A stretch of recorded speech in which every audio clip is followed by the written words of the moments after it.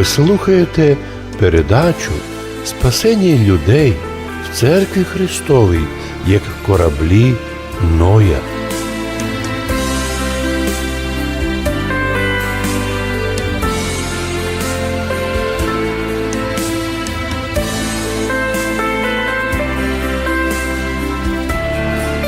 Корабль Ноя прообразував церкву. Ведь сміялися з Ноя.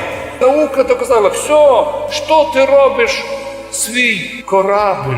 Остановися, Ное, пожи, їж, пий, веселися, танцюй з нами. А Ной казав, ні, буде біда, буде великий потоп, готуйтеся.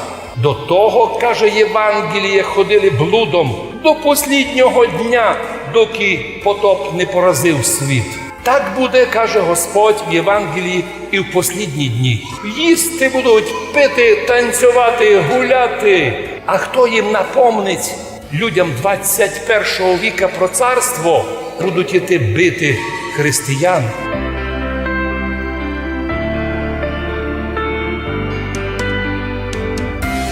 Ти що нам нагадуєш про якоїсь царство? Да в нас свої, земні, європейські цінності.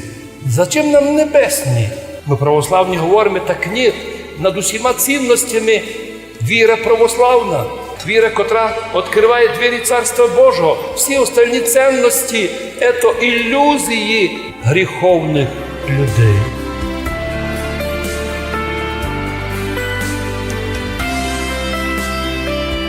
Якщо б п'яниці прийшли до власти, то вони б заставили бідних професорів, подконтрольних не науці, а сильним міра сього. Науковці б доказували, що п'янство – це норма, а хто не п'є, тот ненормальний. Якщо б прийшли до власти блудники, вони б об'явили свободу любві. Кстати, почти то же самое же нині в світі є. Якщо б до власті прийшли брехачі, вони б об'явили, правду хто каже, ото хворий, а от хто бреше кожен день, це нормальний прогресивний чоловік. Світ в блуді все перепутав добро і зло. Щоб не спутатися в цьому світі, Господь дає нам наші орієнтири. Як на небосводі маємо звізди, велику, малу медведицю, позираємо на небо, як на землі видимо сонце, місяць, так видимо всі святі землі руські просіявши. Вот на кого ми рівняємося. Ми добре знаємо, що нам замість звізд святих підсунуть различні герої земні. Благо нині інтернет наповнений кінами і различних героїв представляють.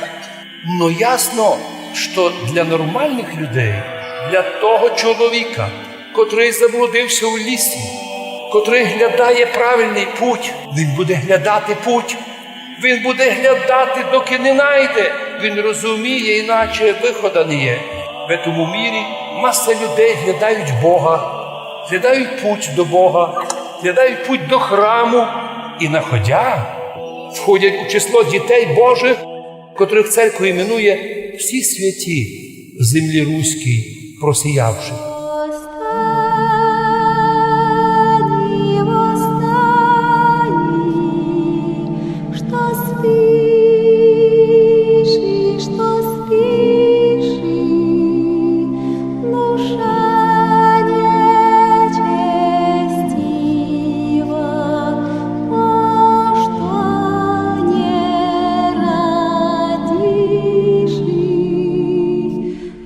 Радіо Лада. Радіо Лада.